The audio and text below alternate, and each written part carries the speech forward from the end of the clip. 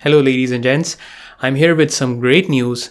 Parents and Grandparents Sponsorship Program for 2020 is opening on the 13th of October, and it will be a lottery-based system. The online interest to sponsor form will remain open from the 13th of October to the 3rd of November. Stay with me till the end of this video to find out if you're eligible to apply, what are the requirements, how is this program different from last year, and more details.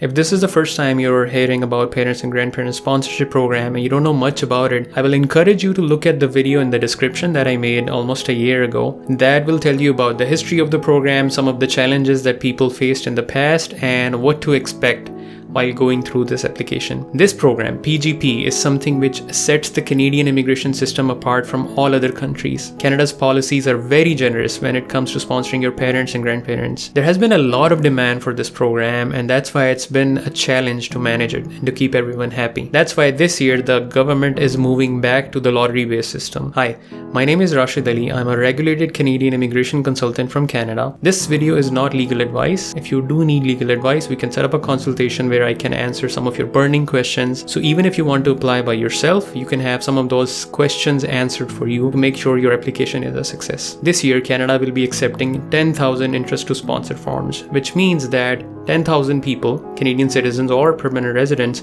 will be able to sponsor their parents or grandparents for Canadian immigration. The process will start on 13th of October at noon, where you can go online, submit an online form where you will share some details about yourself, about the people you want to sponsor. Last year, the intake process was an online process where the people who submitted their interest to sponsor form first were then invited to apply. 20,000 interest to sponsor forms were supposed to be accepted online last year. In a matter of 7 minutes, 100,000 people opened the website, 27,000 people submitted the forms, and out of those, only 20,000 people were able to invite their parents for sponsorship. So as you can imagine, it is very competitive. That's why it can be very challenging. So this year, the government has gone back to the model they were following in 2018, where they give the applicants several days to submit the online interest to sponsor form. So you don't have to rush within those 7 minutes like last time. You can take your time. Within this time period of 13th October to 3rd of November, you can log in anytime and submit that form. And after all of the forms have been submitted, the government will first of all remove the duplicates. They will then randomly select people, 10,000 people, who will be able to sponsor their parents. And this is a random selection, which means everyone has an equal chance. 100,000 people were competing with each other during those 7 minutes last year. Now, the duration has been increased from 7 minutes to almost 20 days. A lot more people would have been able to meet the income requirements since the last application. This means that at least 100,000 people will be submitting this interest to sponsor form online. Could be more. I expect that at least 130,000 or so people will be submitting their form online. If that is the case, you will have 1 out of 13 chance of being successful with this application. The odds are not great. You get this chance only once a year, so do prepare yourself before submitting this online interest to sponsor form, because your information needs to be consistent. Whatever you mention online right now, you should be able to prove that later on through your documents. So what is it that you will need on this day? So first of all, who's eligible to be a sponsor for this program? You must meet a certain minimum income requirement in the past 3 tax years. So you must be able to provide evidence that you meet the minimum income criteria through 3 notices of assessment. The 2020 LICO or low income cutoff has not yet been defined. It will be uploaded on the government's website soon, and I will write a post about that on YouTube. So subscribe to the channel, turn on the notifications. As soon as there is an update, we will either make a video about it or write a post so you can get that information. To get an idea of 2017, 18 and 19's number, you can look at this table, which shows the amount of income you need to have earned in the past based on your family size. And when I say family size, it means you, your dependent family members in Canada, any people you have sponsored in the past, and the people that you're sponsoring right now. So let's understand this with an example. Say you're married and you have 2 kids. That would make your current family size in Canada to be 4. And if you're sponsoring both of your parents, 4 of you and 2 of your parents make the total family size to be 6.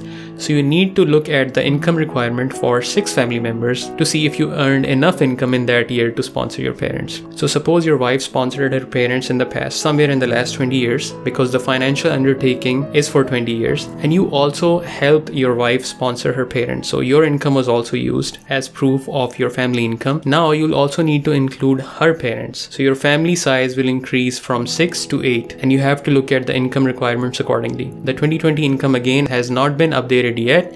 As soon as it is updated, I will let you know. So subscribe to the channel, click on the bell icon so you can get a notification as soon as I publish that information. So now that you've figured out that you are eligible to sponsor your parents, the next step is to get an idea of what do you need on that day when you're filling the interest to sponsor form.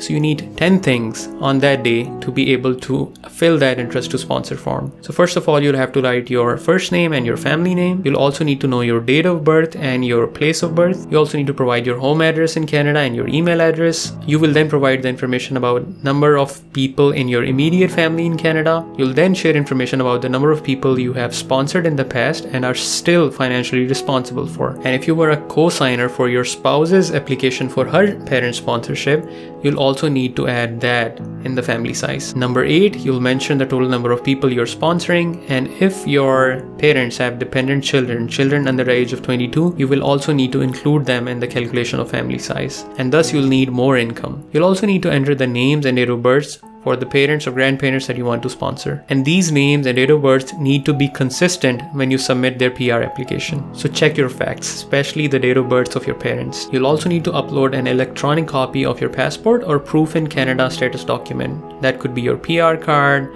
it could be your COPR, your citizenship certificate, your birth certificate, and you'll also need to mention the document number for that document. And if you don't know where to find this document number, you can look at my other video on parent sponsorship. There I talk in detail about where to find this document number. By the way, the maximum size for your file, your passport scan or your PR card scan, should be 2 MB.